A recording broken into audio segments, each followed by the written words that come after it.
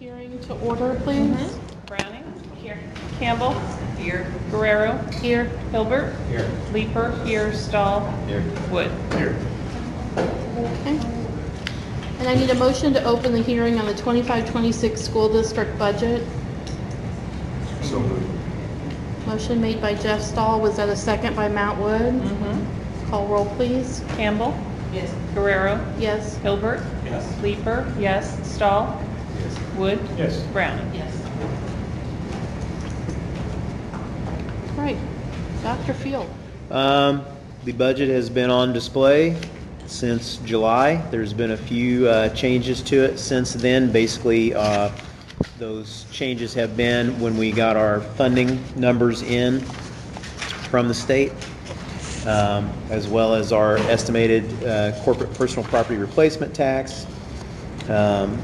You will see that predictions are hopefully not totally correct, but we're looking at deficit spending in education, operations and maintenance, and transportation on the year.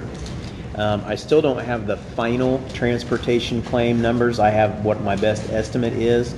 We haven't received our first claim yet, which I believe that we'll get more on the claim this year, but it's going to be prorated an additional percentage. So I think we're down to maybe 71 on regular and vocational and 61 on special ed. O&M, I'm hoping I was running in the black on that, but by barely until I saw our newest utility bills. And we saw a pretty large increase, so I adjusted the remainder of the year based on those numbers. But I've been told by some contacts I have that Ameren is front-loading those increases for the first 3 months of our fiscal year, so hopefully in October we'll see those numbers come back down a little bit more. But I'm planning for the worst on that, so that's why I went ahead and did what I did there. When we do the amended budget later on this year, we can look back at those again and kind of see where we land at. But that's pretty much it. Everything else is more or less the same. Our ed fund deficit, from what I showed you back in July and discussed in August, is a little bit better, just because some of the funding was a little bit better than I planned on. We were planning for flat. We got a little bit of an increase on those if we get it. I know that they're saying it's not raining and pouring yet, but the storm is brewing, so no doom and gloom just yet, but still got to be pretty reticent in knowing of what could be coming down the road with state funding as well as federal funding. So hopefully that's okay. So that's the big points I had there. Okay. Does anybody have any questions or comments? So then I need a motion to close the hearing on the 25-26 school district budget. Motion made by Josh Hilbert. Is there a second? Second. Leeper, call roll, please. Guerrero. Yes. Hilbert. Yes. Leeper. Yes. Stahl. Yes. Wood. Yes. Browning. Yes. Campbell. Yes.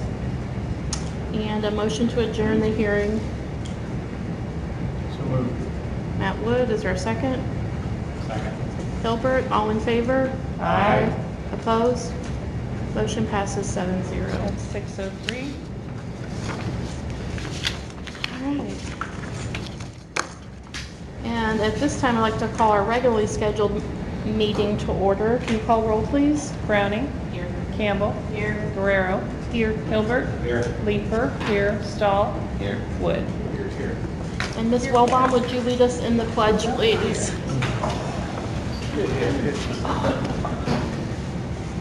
Pledge allegiance to the flag of the United States of America and to the republic for which it stands, one nation, under God, indivisible, with liberty and justice for all.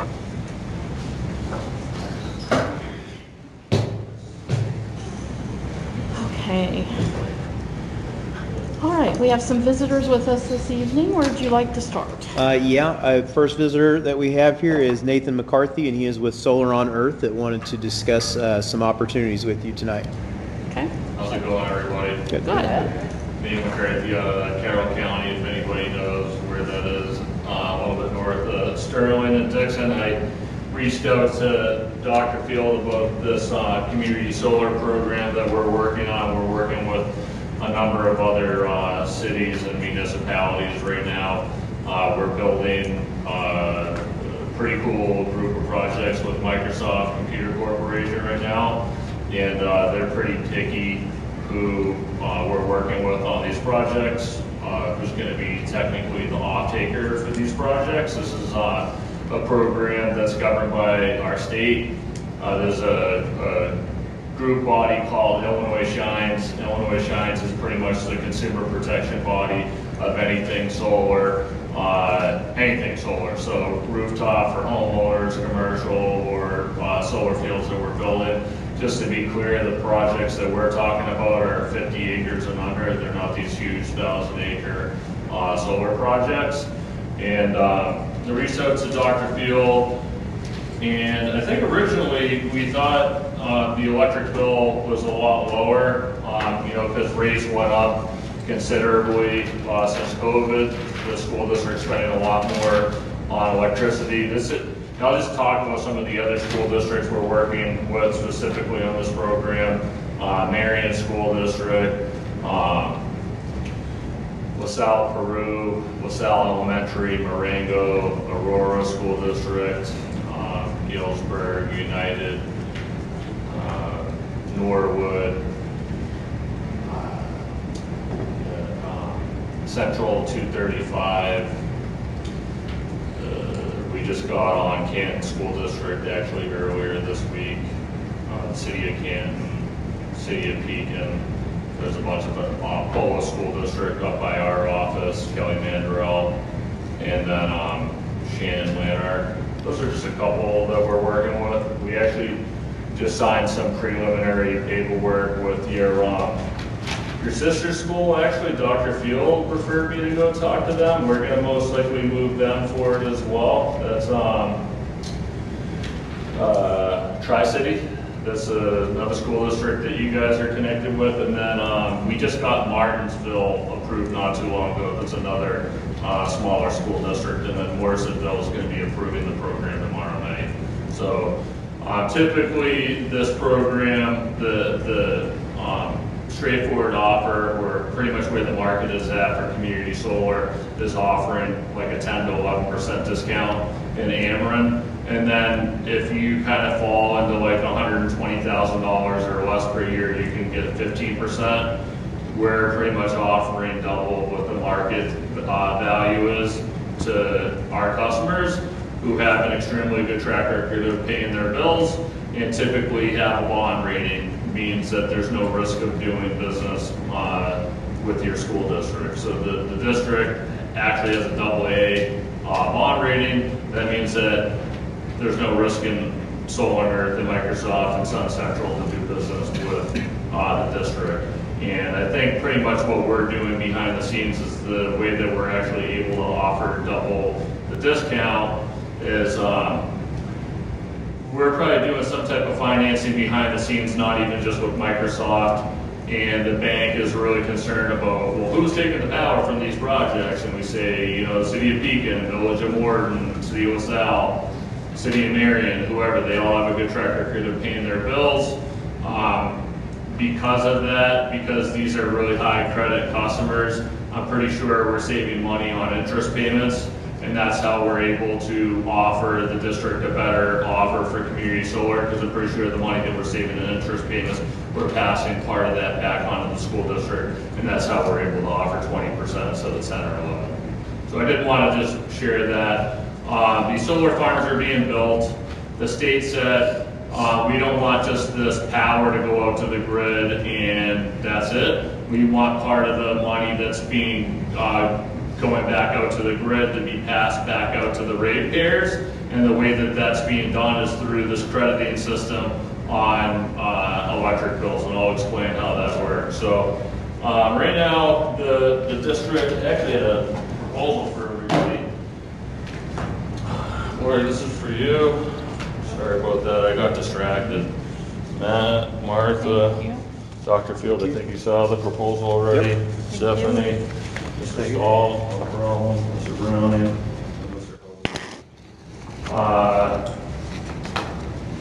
So just before I go into the numbers, this program was starting to get worked on at the 2017 Future Jobs Act in Chicago. Chicago.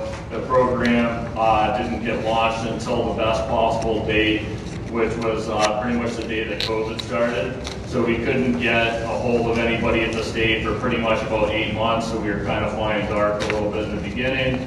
One of the rules that would have kept someone being able to get onto this program originally is you couldn't have a third-party supplier. They changed that rule. The district right now uses Ameren directly for both supply and delivery. But my point is if the school ever wanted to do third-party in the future, that wouldn't keep the district from doing that. So they actually rolled that rule out and it never got enforced. I had a grocery store as a friend of mine close to my house. He goes, hey, I just want to keep my third party. I said, well, they said that you're not supposed to. I said, well, let's see what happens. We still got the credit. So some of these rules that they had originally never even got implemented, and then they sent out an official document that said, you know what, just kidding. So the district right now, just go through a couple of the bills. The high school obviously spends the most on electric. That's $80,782 a year for electric. The primary school spends $44,000 a year, $44,435. There's a small meter on 398. I think that's part of the high school. That's $1288 a year. There's another meter that doesn't get really used. That's $79 a year. And then there's another meter that doesn't look like it gets used much either, 341 Matilda, that's $188 a year. And then the middle school spending $60,023.88 a year on electric, so a total $186,798 a year on electricity. So if the district had community solar today, and we'll just keep it simple because you do have about 6 different bills, but we'll just pretend that you have one. Your electric bill would come in the same way it does from Ameren right now. All the charges would be the same, except there would be a new line item that was never there before. It would say community solar credit, negative $14,476.87. The average monthly bill is $15,566.53 per month. So once we put that $14,476.87 credit on the bill, that would get deducted off of the total due. Ameren would say, awesome, you still owe us $1,089.65. And then that $14,476.87, that doesn't come for free. About 60 days later, we would bill the district 80% of that credit that we put on the bill. So we would send a bill to the district for $11,581.49, saving the district, sorry I got here a little bit late, but that would save the district on average 20%. $2,895.38 per month. So it'd be a good amount of found money for the district without really having to do much. So the district would be looking at saving $34,744.56 a year off the bill. One thing that Dr. Field was talking about is the rates. If rates go up, let's say right now the bill's $186,000 a year, rates go up again, it goes up to $220,000 a year, which is not unrealistic in 5 years, then the amount of credits that we're putting on your bill would also increase in the proportion to whatever the rates go up, and then the district's still getting 20% off of those dollars applied. Same thing if rates go down. I don't think they're gonna, but we gotta pretend that they would. It's not like a program where the district's like, well, now we're paying more for electric. Why do we? Our credits are directly tied to whatever Ameren's supply, transmission, and capacity charges are. So if rates did go down, then the amount of dollars that we're putting on your bill would also go down, and then the district would still get a 20% discount off of that. The reason why we leave a little bit of money on the Ameren bill, so I mentioned the bill was $15,500 a year, $15,500 a month, and we'd be putting a $14,400 credit, leaving about $1,000 left on the bills. We don't want to put more credits on the bill than the district uses per year. So that what we're doing is we would be covering about 93% of the electric bill. So if the bill's $186,798 a year, we would be putting $173,648 worth of credits on the Ameren bill over the course of 12 months, that we would be billing the district $34,730 less per month. Long story short, we put money on your bill, that money gets deducted off your total due. 60 days later, we're billing the district 80 cents on the dollar for the credits that we put on your bill. The agreement is, this agreement's like the golden goose deal. It's a 10-year agreement with 2 5-year extensions. Anytime the district all of a sudden doesn't want to save 20%, the district would give us a 180-day notice. We would take the credits off your bill. There's no termination fee. I think our logic behind that is, we know it's the best deal in the state. If someone really doesn't want to save 20%, we can find someone else to take the power. That's why it's a pretty open-ended contract. Typically, these contracts are around a 15 to 20-year lock-in term, no way out. So that's kind of what you're comparing, like a 20% with a 180-day out to like a 10 or 11% discount with a 15 to 20-year locked-in term. That's kind of the market right now in Illinois. Is there a reason there's just not a straight 20%, the $28.95 off of the $15,000 bill? Why is there such a workaround? Sorry, ma'am, do you mind repeating that? You said if we're averaging $15.5 a month, Yep. and you're giving 20% off, averaging around $28.95, $38, why doesn't that just come directly off the bill instead? I mean, why is $14,476 coming off? You're obviously very smart. They haven't rolled out consolidated billing for community solar yet in Illinois. They already did that in New York. But I'll explain why it's important to get it before that happens. We were the first company to start doing community solar almost 12 years ago. Wherever there's money, there's going to be greed, right? Anyways, that's how it works. And the developers and finance guys go, oh, now the market went to consolidated, and now we don't have to explain anything. Now we'll just do the discount at 5%. So, like in New York originally, we signed on like maybe 3,000 dairy farmers at 10% with dual bill, and the market converted to consolidated. So their second bill went away, and now they just get the credit directly on their bill. And now all the new solar farms are offering 5%, because the logic is now there's nothing to explain to anybody. So if that does end up happening, you would still be grandfathered into your 20%, and then you would just get the credit directly on your bill. So we've seen how, I just would never see how someone would want to save, like, let's say someone offered you 10%, like, yeah, we can just put the credit directly on your bill, you don't have to deal with the second bill. I'm assuming the majority of all these projects are going to end up going to consolidated for time. So I just don't think it's complicated enough to say, maybe for someone who spends $150 a month at their house, they're like, I don't want to deal with the second bill, blah, blah, blah, blah, blah. But someone who's spending $20,000 more a year to deal with the second bill to get double the amount of savings. That just hasn't been rolled out totally with the consolidated billing yet. And the utility is trying to be involved in that. They're offering pretty much off. They haven't rolled it officially out in Illinois. The logic is, instead of like a third party like us or one of our partners doing the billing, they're they're going to finance and say, hey, like, we can do all the billing inside of your bill and we'll charge you 1%. And that's how the utilities stay. They're making hands over fist profit. They're doing pretty well. So are you guys the ones working with the Village of Illiopolis to build up there on Borden's property? Who? The Village of Illiopolis? I don't think so. No. Okay. But you guys have the site further west. Sorry, what was that? You have the site further west? We're working on about 100 different projects. So I kind of got onto the development side of, like, I don't want to say it's boring, but I've been doing this for a while, so I stopped kind of paying attention. It's a huge state too. Yeah. Oh, yeah. If it's on the map, then that's us. Yeah. I didn't know that they were including that. Is that the one that you're referring to? Yeah, it's just right, and it goes part of our school district, is Illiopolis, so. Yeah, if there's a map on here, those are just a tiny portion of the projects that we're working on. And you might not end up going on to that particular project. It has to do with if it's already assigned to someone or not.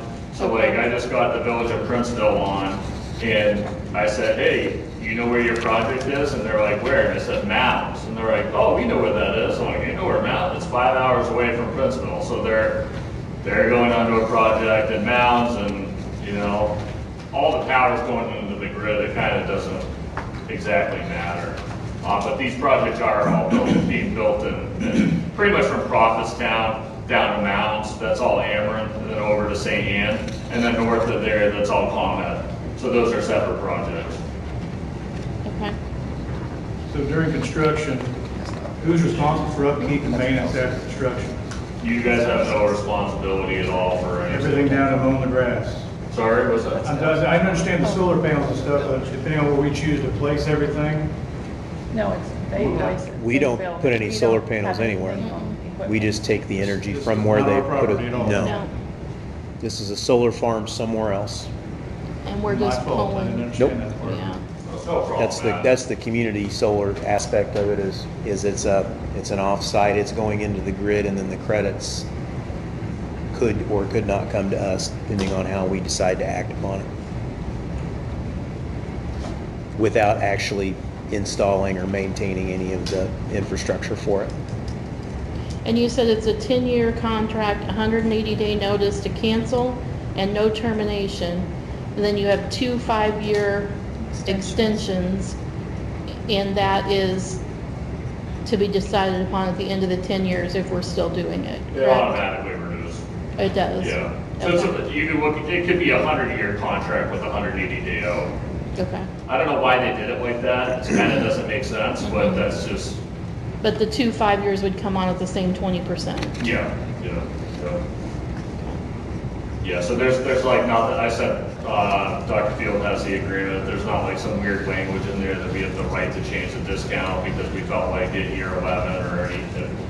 Haven't really heard of that, but not with solar, I've heard of it with other things, so I thought there's no situation where we just have a bad hair day and all of a sudden we're just gonna, hey, we're gonna change it to 10%, you know?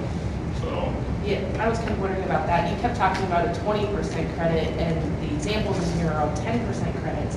So is there a guarantee? I don't know if I saw it in the... yeah, that might just be a marketing thing, like a couple of people are on vacation right now, so they would have typically just put a 20% in here, but that must just be a typo. It's a 20% discount. It is Yeah. in the contract, 20%? Yeah. Okay.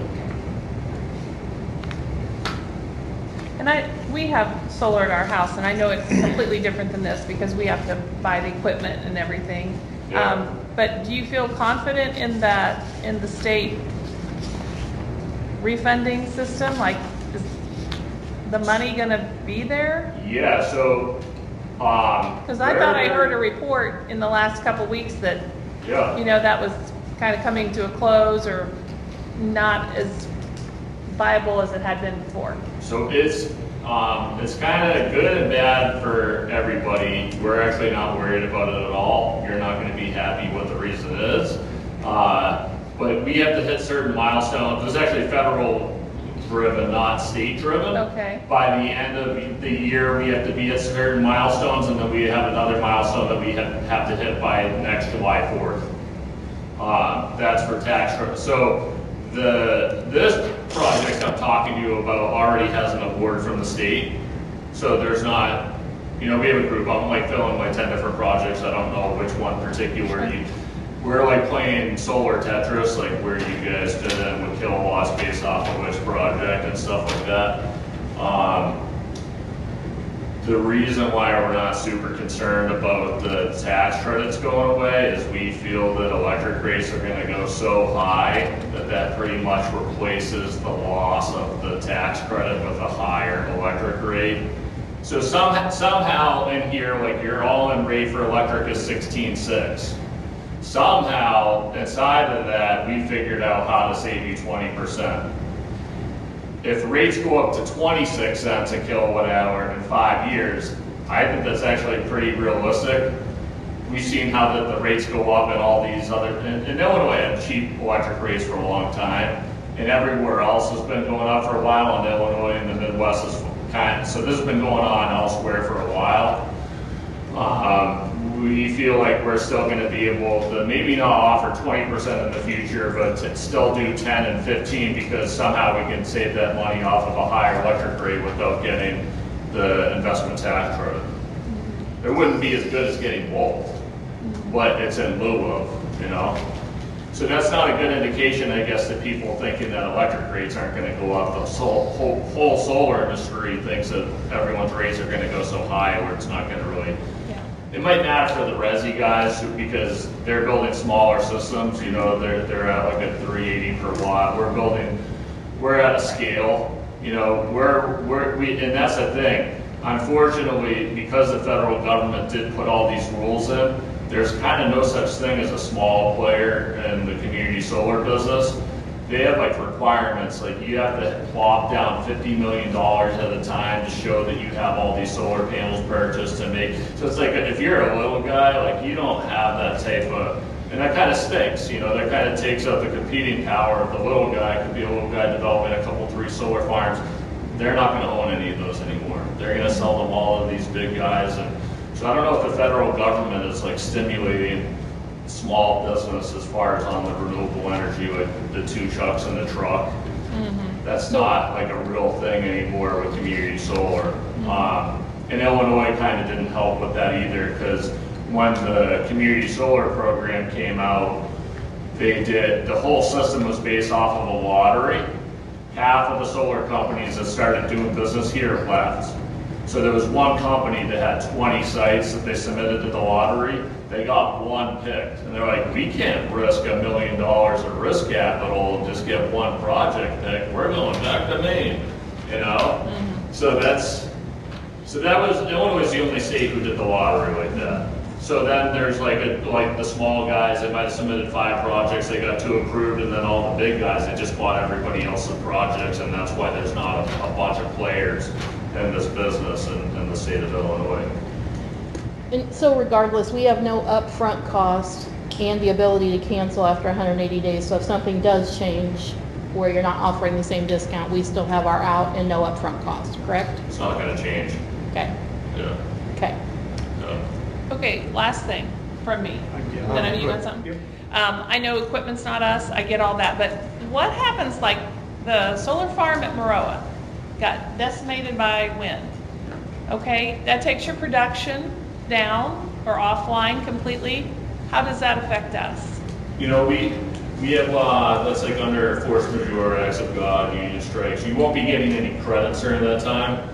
I've never had that happen to any of our projects, or the only project we've had that happen to was a big project we did in Puerto Rico, and it got obliterated, but nothing could, I mean, nothing's gonna stop It just seems like Maroa, nobody's working on it. I don't know who owns that one. We typically have like 6 months to come back online to start generating that facility again. The only thing I could see that would, like a major storm, if it was that, and you gotta remember, these solar fields are typically getting building permits to be 130 to 150 mile-an-hour winds. So if it got destroyed, it was like a real, I don't think, like what was gonna survive that? Probably not much.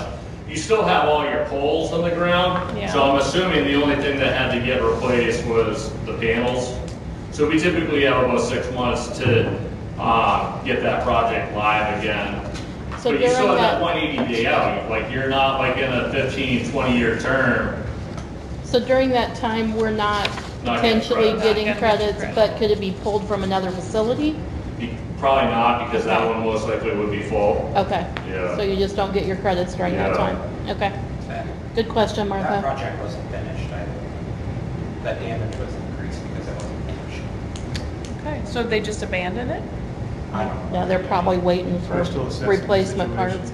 It doesn't, I feel like it's it doesn't been more turn than over 6 in months. minutes, I know. The time under hers, that's what, if it's the equipment on site that has a catastrophic failure, it's the same situation. I'm not talking about nature, act of God. I'm talking about the breaker, any of the equipment out there, battery system, whatever you guys use on those sites. If that is on your fault, on your side of the equipment, does it still affect us also? Yeah, you don't get credits on your bill. Is Or we're not billing you for anything either. No, I get that, but Yeah. I guess my question, I'm just, as a corporate, What to the school expect. district here, if we're buying in on this, do you guys have in our contract, how long, you said 6 months a minute ago, is there something actually written in stone that says you guys are viable for this amount of time if something's not done? Like there's stipulations to it? If it really goes to the time like where it's not working that long, then you just would opt out of the project, I'm assuming, you know? We're not gonna say like, oh, there's $150,000 of damages. Yeah. That's way too hard to like make any type of guarantee or anything like that. The whole time I've been doing this 12 years, which is not a long time if you're farming, you're new, but in community solar, you're a veteran. I always joke about that, but I've had one project go down for 2 months, and that's because lightning hit the meter, and it took 2 months for the utility to come back out and swap the meter. Typically, these are pretty easy projects. Like there's not really a lot of problems that go on with them. They're not on a roof. They're in the middle of a field. You know. If And the then if the choice, sun explodes, then it doesn't matter either, right? 'Cause I was just watching a video. Like if the sun went off like today, and then like the earth would freeze, and then it takes 10 years to even heat the earth up again, I think we'd all be dead, so. And one thing, Matt, I want to answer your question is the way I look at it is like anything that's man-made is never going to be perfect. All I can tell you is there's no incentive for us to not have the project online to generate credits. So that's where I would say the different part is that imagine someone sold the district a solar array and it stopped working and you already bought it. There's actually not a big incentive for them to get that thing running as soon as possible because you already paid them for the project. For us, if the project goes down, we can't sell you electric. So there's zero incentive or something that would be like in our favor to delay anything. Sorry, Stephanie. I just wanted to finish, like answer your questions, you know. old age struck, I can't remember what I was gonna ask now, so. I'll call people and forget, like, I'll call you back, I Yeah. forgot. Oh, I know what it was. If we decide to make this move, what is the turnaround time? Probably next summer, because we've already filled the majority of these projects up. Okay, We're probably getting Decatur approved here pretty soon, and Macomb, and some other pretty big entities. Dog Foods is about to go through, that's over in Brown County, it's a huge employer. So it's kind of first come, first serve, but one thing I will say, you guys aren't a huge district. We told Marion School District they won't get credits until next summer. They're already getting credits. That most likely won't happen, but it could happen. It just happens to be like, but we're also not trying to sign an agreement and give you like a turn on date and then change it later. I think we only did that with Marion and LaSalle because we put some Tetris and it made more sense to do it that way. You know? okay. We wouldn't have, if we were to get into this kind of an agreement, this wouldn't interact poorly with anything we do, like say with like Constellation or anybody like that that's a provider NRG through or Ameren or anything like that. It's not going to affect them. It's just not in place of that, but in addition to it, correct? Yep, exactly. So like you guys can get a different supplier every year. The only thing you would want to make sure of, and I help a lot of districts do like the supply stuff on the side and navigating with that, is to make sure if you guys did switch your third party supplier, the supplier would be listed on the Ameren bill, not a separate bill. So we figured out every little doodad out with Illinois, and Ameren will even give you the wrong info, so you have to like test things. It's weird. There was no straightforward information. If the district got a bill from Constellation and they consolidated it, and Ameren was listed on the Constellation bill, the credits would only go on the delivery part of the bill. If Constellation set a separate bill for supply and Ameren set a separate bill for delivery, you would only get the credits on the delivery bill. If the bill stays how it is, where Ameren is coming in under Ameren letterhead and Constellation, Direct Energy, IGS, whoever is listed as a third party on the letterhead, you're going to get the credit off of the total bill. So they're like 70% of the school districts we're working with, we have to consolidate their bill. We call Constellation or Direct Energy, we get it. And even the supply companies are like, you can't do that. I said, we can, we've been doing it. So they don't even know. So we've had to help them kind of navigate, because we have people in our office, when we come up to like a roadblock and we like kind of don't know for sure what the answer is, I'll just say, Tanya, find out the answer to this question for 3 weeks. Okay, because that's what you got to do when you're dealing with the utilities and stuff and the third parties, and because they all said you couldn't get the credits if you had a third party, and it turns out you could, but then they're just led to just making sure that everything stays on camera letter. Because I'm sure the district would rather get 20% off of 93% of the bill instead of 20% off of 50% of the bill. Sure. That's the whole point of keeping stuff listed under the hammer and letterhead. A question I had when you and I spoke before, you had discussed a 15%, not a 20%, and I gave you the bond rating, you said you could get up to 20%. You also said a 3-year contract, but now you're saying 10 years. Yeah, so the 3-year agreement is for the 15%. Okay. With a 1-year notice to opt out. Okay. Where the 20% is a 10-year term. With 180. With 2 5-year extensions with a 180-day notice. So you had to get the district approved for 20%. Okay. So not having the actual disclosures to read, is it the savings guarantee contract? For every dollar that we put on your bill, we bill you back 20%, yes.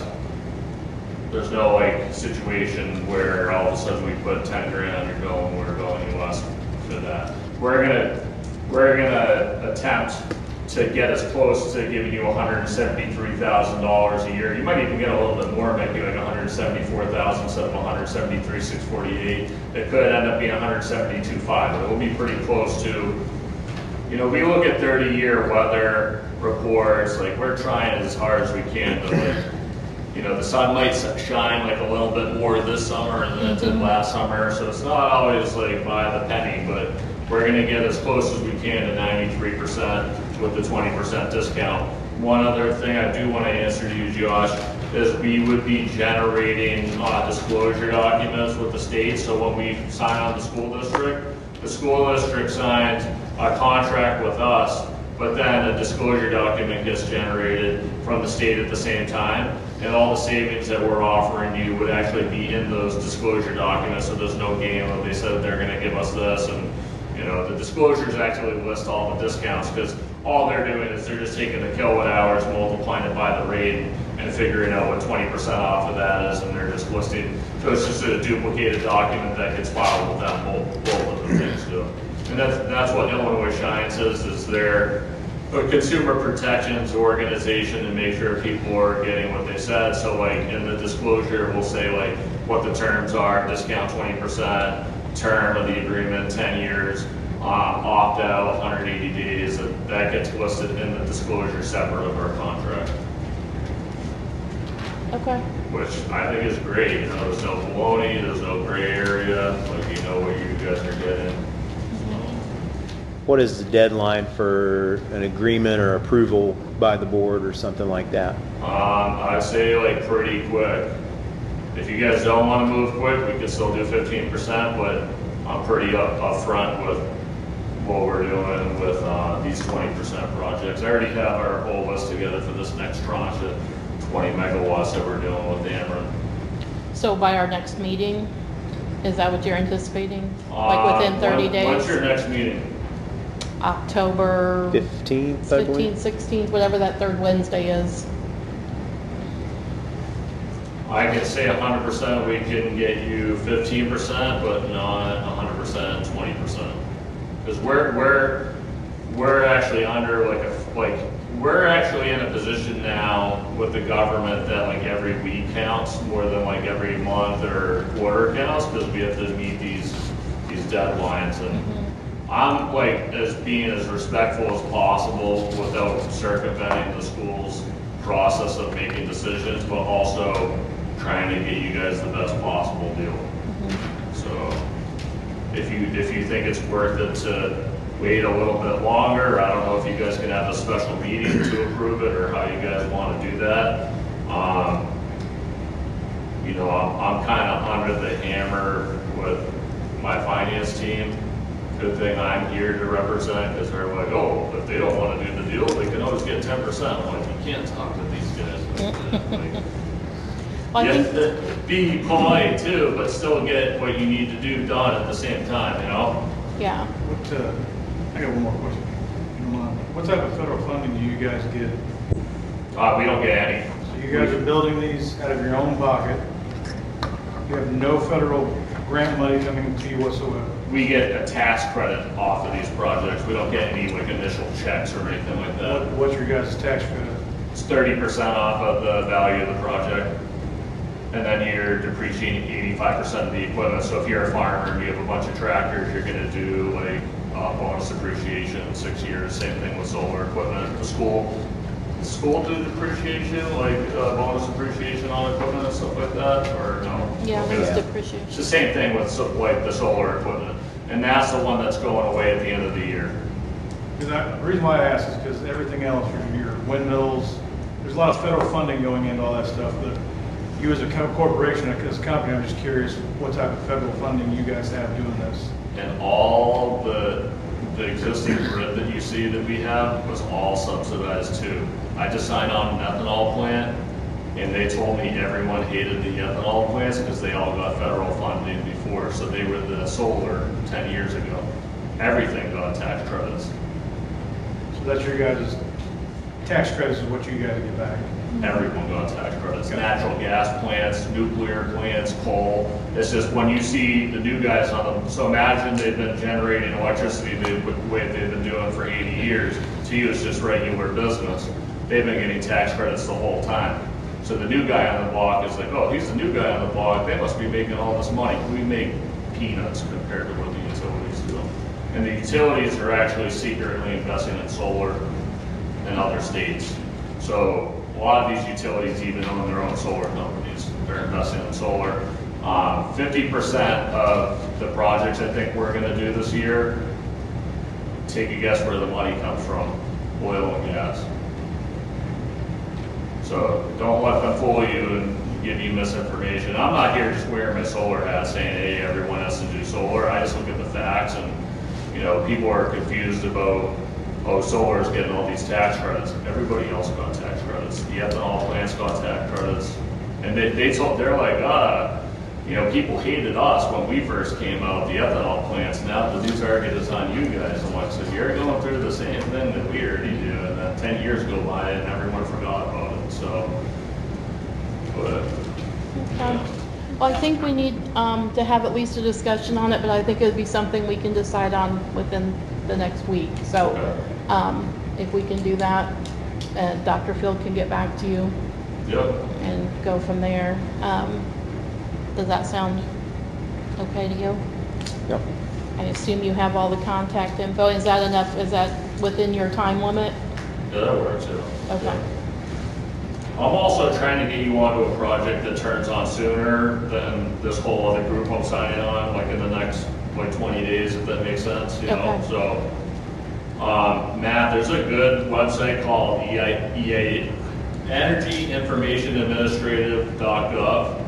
It actually explains how all the tax credit, and you'll be like, wow, solar gets nothing compared, like, what this, they don't want to educate people, and I'm sure the utility companies probably laugh. I get around pretty good. We've done solar, community solar in Hawaii, Maine. Like, I get to see different companies, like, oh, that company has the same leads as that company. Oh, it's the same company. They like these different companies, and they don't want, I'm sure these CEOs that are up in the 17th, 80th floor in San Francisco kind of thrive off of the fact that it's so hard for people to get the actual real information on this type of stuff.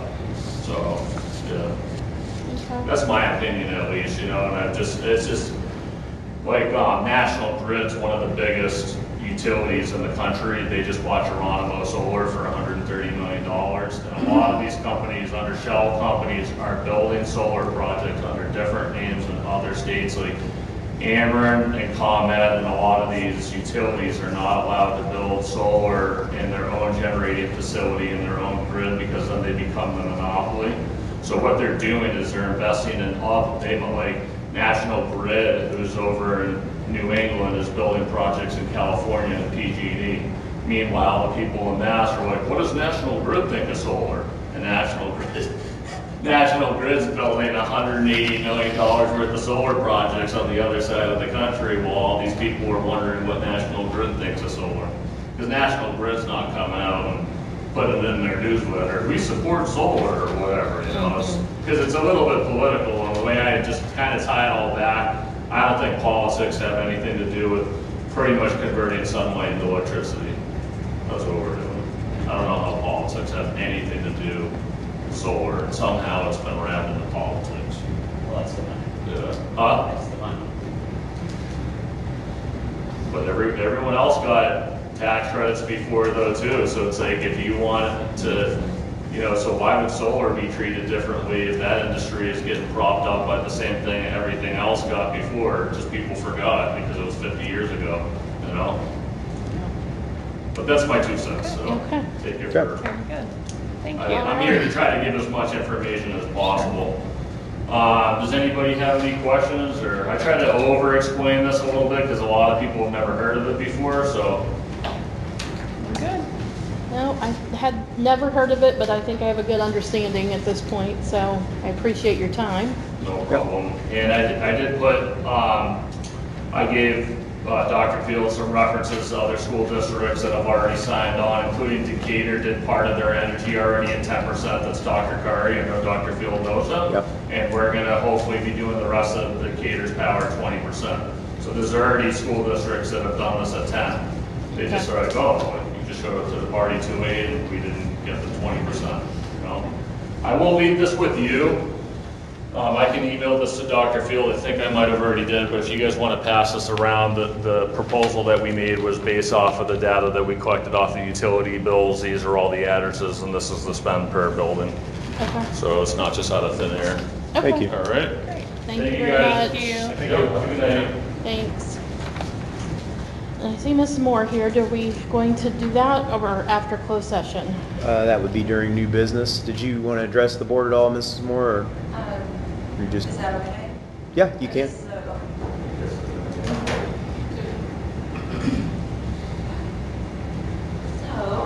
we are excited to be going on another trip. This one to Germany, Italy, and Switzerland. Thank you. Another educational tour through the same company. This one would include a tour of it's not abandoned, they turned it into a museum, but a concentration camp there in Germany. So I think that would be very powerful for the kids to see that firsthand. In Italy, there would include a gondola ride and also going over to an island off of Italy, and then Lucerne, which would be Switzerland, would be in the mountains. So I guess I am here to get the same permissions as before, which would be use of the building for meetings. I believe we did, what was it, approval at no cost? Yep. So just looking for the same approvals as last time. This trip would be in 2027, summer of 2027, around the same time that we went this past time, so end of June, beginning of July. It would be open to current 8th graders through 10th graders, and very limited for current 11th graders because they would be graduated before we went. And so I just want to be careful in that area just because I don't have so much coverage over graduates. So it's around the same cost.